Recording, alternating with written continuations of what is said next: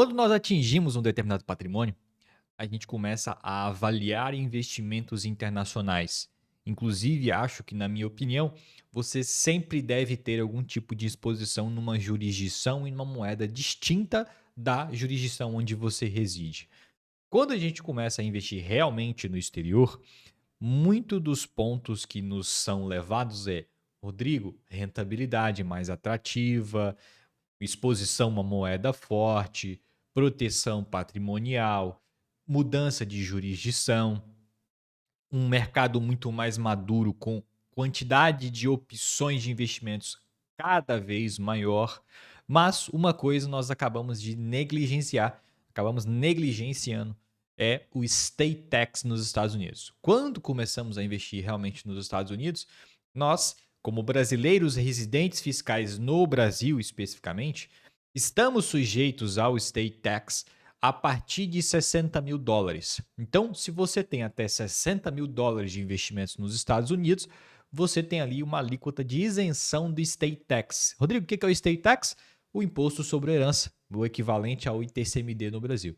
Então, sim, os Estados Unidos pode levar até 40% do seu patrimônio se você não buscar realizar o planejamento correto. E a gente está aqui para falar exatamente sobre isso e, claro, propor soluções.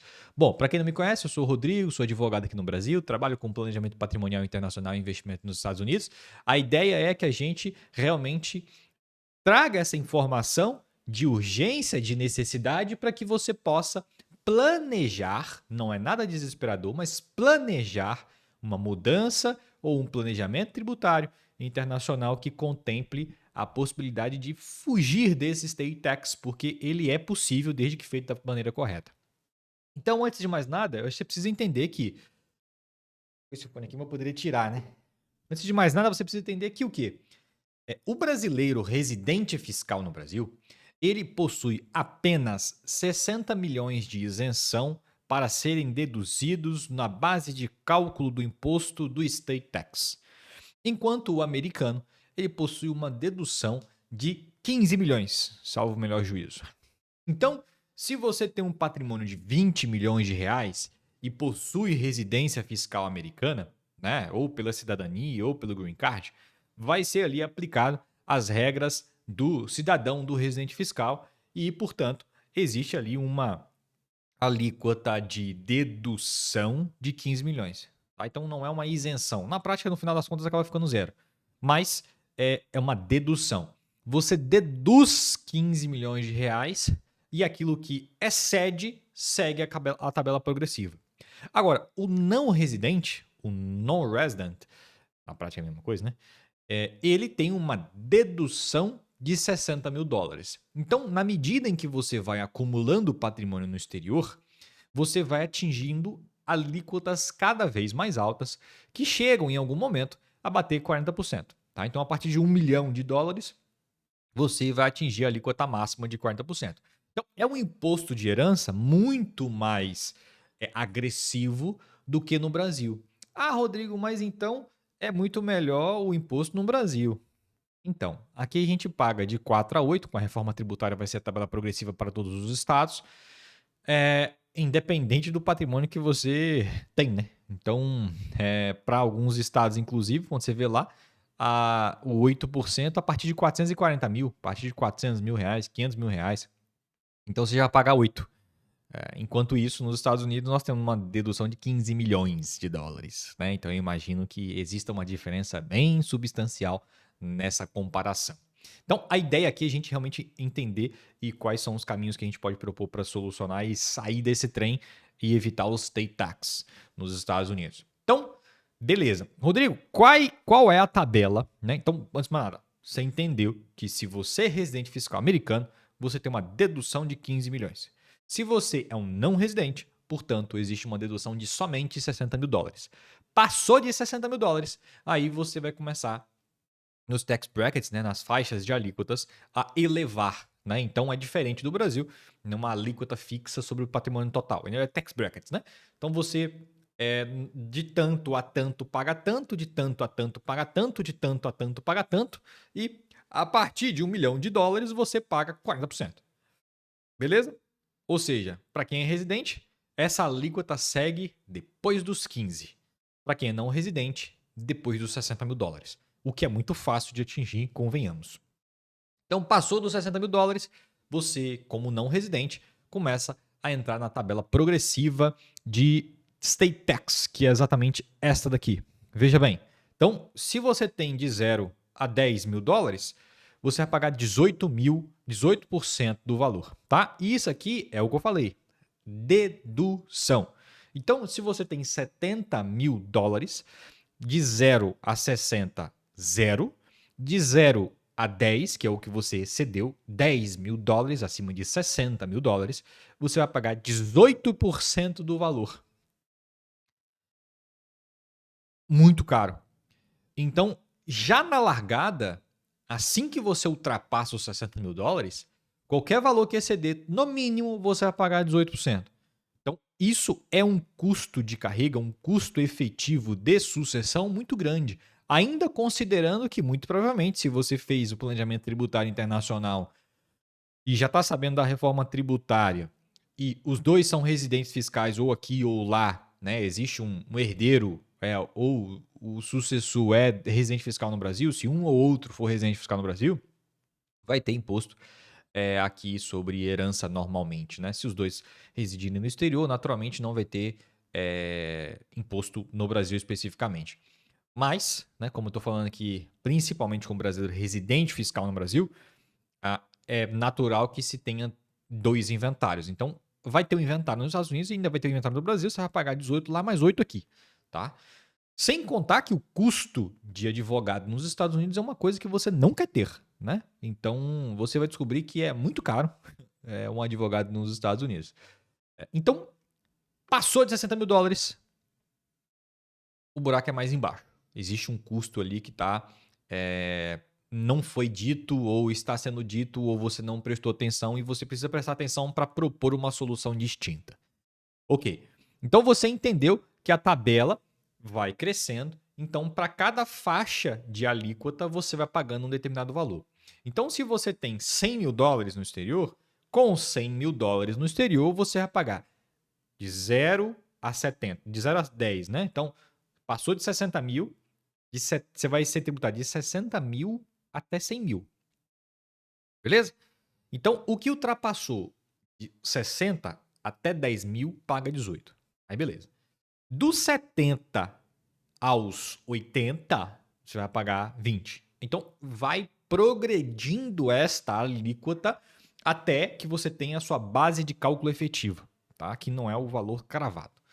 Mas de toda sorte, você já percebeu que é caro. O que é importante é você entender que é caro, muito caro e, enfim, você precisa buscar soluções. Aí vamos lá realmente falar de soluções, porque eu não estou aqui só para propor o alarme, né? Existem algumas formas de você escapar do state tax sendo não residente, mas as duas principais formas, as mais conhecidas, as mais comuns e as mais acessíveis, são o investimento através de UCITS e a utilização de empresas offshore fora dos Estados Unidos, geralmente Ilhas Britânicas, para que essa empresa que está fora dos Estados Unidos detenha os ativos dos Estados Unidos, razão pela qual evitará-se o state tax, porque aqueles ativos não são detidos por uma entidade ali, por alguém, pessoa física ou jurídica, nos Estados Unidos. Ele é detido por alguém fora da Bahia, fora do estado, do país americano, né? Então, não haveria ali o state tax sobre aqueles ativos. Então, nós temos duas metodologias e eu vou explicar primeiro o UCIT, tá? O que são os UCITs? Os UCITs são o equivalente a ETFs fora da jurisdição americana. Esse imposto de herança, ele incide sobre os CITos americanos, então sobre os ativos situados nos Estados Unidos. Quando você vai para um UCIT, UCIT é um ETF, aonde a jurisdição dele geralmente é em Luxemburgo ou na Irlanda, tá? Então, o que isso acontece? o detentor deste UCITS, desse investimento, está investindo numa empresa, né, num ETF, num fundo negociado em bolsa, que, por sua vez, investe nos Estados Unidos. Mas o ativo UCITS especificamente, ele é um non-situs. E como ele é um non-situs, ele não compõe a base de cálculo daquela tabela de herança. Então, se você tem R$ 1 milhão, onde esses R$ 1 milhão estão todos em UCITS, por exemplo, você não tem estate tax, porque o estate tax incide sobre sitos americanos, tá? Ativos situados em solo americano especificamente. O UCITS ele faz um trabalho inverso. Você adquire um fundo de investimento, né, negociado em bolsa, um ETF UCITS, que replica algum tipo de estratégia. Mas você está adquirindo na frente um ativo irlandês, um ativo luxemburguês, que por sua vez investe nos Estados Unidos. Então, qual que é o grande problema do UCITS, né? É que você está fazendo taxa sobre taxa, né? Então você está investindo no ativo que cobra uma taxa para comprar outros ativos que cobram outras taxas. E aí tem que fazer conta, né? E o UCITS, eu acho que a estratégia de utilização de UCITS, ela tem seu lugar e ela é viável sim para que você faça um planejamento de migração. Ou seja, qual que é o meu planejamento inicial? Meu planejamento inicial é investir até 30, 40 mil dólares em sitos americanos e a partir dali, já considerando que eu vou atingir os 60 mil dólares, eu vou passar a fazer essa estratégia via non-sitos. E em algum momento eu migro para offshore, porque querendo ou não, a offshore tem um custo ali que, a depender da jurisdição, varia de 2 a 5 mil dólares, mais a manutenção anual, que também varia de 2 a 5 mil dólares, de modo geral. Claro, cada caso é um caso, cada estrutura é uma estrutura, mas assim, de modo geral, seria mais ou menos por aí, para você ter uma noção espacial. Então você tem que ter um patrimônio que gere rentabilidade, gere dividendos, gere o que for, que justifique a estrutura offshore. Então o UCITS ele entra como um coadjuvante ali para poder auxiliar nesse processo de construção patrimonial, preocupando com a sucessão. Então a gente começa ali com uma estratégia na pessoa física mesmo, e a gente vai, na medida em que esse patrimônio evolui, chegando próximo dos 60 mil dólares, a gente cessa os investimentos em sitos americanos e começa a utilizar UCITS até que o valor que você tenha em conta justifique a abertura de uma offshore. Rodrigo, e a abertura de offshore? Qual que é o volume financeiro que você acha que faz sentido? A partir de 200 mil dólares. Tá? A partir de 200 mil dólares, essa estrutura ela para de pé. Tá? Os dividendos, a rentabilidade da carteira, tudo isso faz o próprio pagamento da estrutura e você não tem que se preocupar com absolutamente nada. Tá? Rodrigo, mas e se eu fizer 100 mil dólares, mas eu tenho uma capacidade de aportar grande? Beleza. Se você tem um valor inicial menor, mas tem uma capacidade de aporte grande e consegue atingir um valor relevante em poucos meses, beleza, já começa com offshore. Tá? Eu já começaria com offshore. Eu tenho 50 mil dólares aqui, Rodrigo, mas vai cair 50 mil dólares mês que vem, 20, mais 15, mais 10, mais... Pô, a velocidade com que você vai atingir 200 mil dólares é muito grande. Então, justifica você já começar numa estrutura mais adequada. Talvez offshore fizesse mais sentido nesse exemplo que eu dei. Agora, não. Rodrigo, eu só tenho 100 mil dólares, é o meu único dinheiro e eu dificilmente vou fazer novos aportes. Talvez a estratégia de sitos americanos mais UCITS ela faça mais sentido para ti neste momento, tá? E na mudança da situação, a gente muda a estratégia. Importante que essa conta sua no exterior esteja pelo menos como um joint tenancy, seria o equivalente a uma conta conjunta em que a segunda pessoa titular recebe a integralidade dos bens, dos ativos de forma imediata. Então, beleza. Um outro ponto positivo é que, pelo fato do UCITS ser situado em um outro local, a tributação, né, a eficiência fiscal que esse UCITS tem é um pouquinho maior no que se refere à distribuição de dividendos. Enquanto os não residentes, se eu invisto na pessoa física, eu tenho uma tributação de 30% sobre os dividendos distribuídos, então a corretora já retém esse 30%. Se eu invisto através de um UCITS, os dividendos distribuídos pelos UCITS são tributados em 15%. Tá? Então, Rodrigo, UCITS é só a classe do ativo. A estratégia pela qual aquela classe investe pode ser uma diversidade. Pode comprar S&P 500, pode comprar Nasdaq, pode ter uma estratégia de tecnologia, pode ter uma estratégia de mineração, pode ter uma estratégia, sei lá, inventa um trem. Mas o UCIT é a classe do ativo que, por sua vez, vai ter uma estratégia. Existem várias estratégias que vão compor o seu portfólio. Beleza. Então aqui você entendeu que a partir de 60 mil dólares você tem ali um custo do estate tax que ele é relevante, você não deve ignorar isso.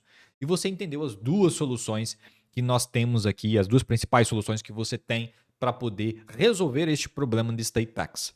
Enquanto o UCIT ele transforma o ativo que você está adquirindo em non-situs e, portanto, não compõe a base de cálculo do estate tax, né? Não que ele transforme, mas você está investindo no ativo que é non-situs.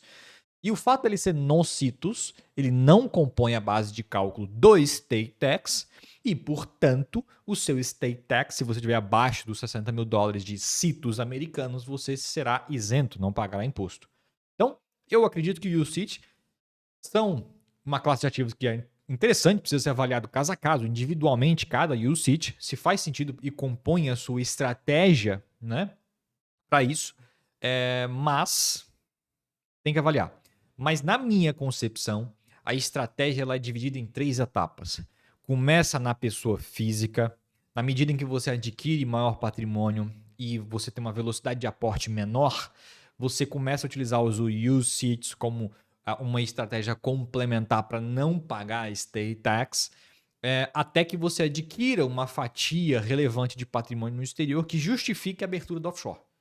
Tá? Inclusive, a gente faz esse trabalho de abertura de offshore, a gente faz esse trabalho de administração de recursos no exterior, porque nós temos nesse meu caso, eu sou parceiro, eu sou solicitorship de uma empresa nos Estados Unidos que é devidamente registrada, então você vai ter um acesso genuinamente americano, né, com cartão, cheque completo, para que você possa investir nos Estados Unidos como se americano fosse.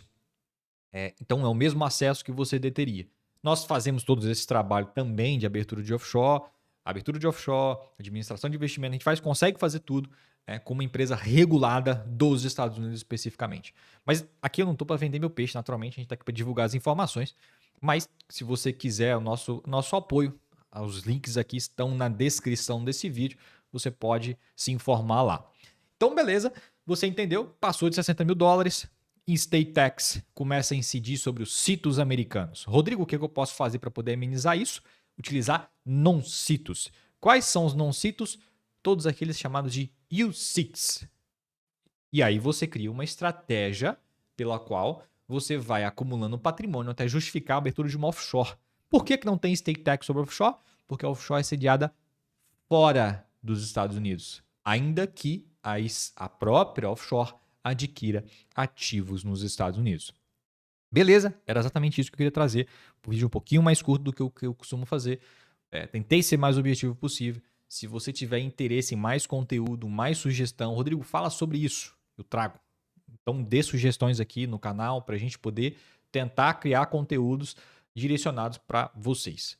Então, a gente se vê no próximo vídeo. Provavelmente o cenário vai ser diferente, porque eu estou de mudança. Se você é de Vitória no Espírito Santo, saiba que estou indo para aí. Grande abraço.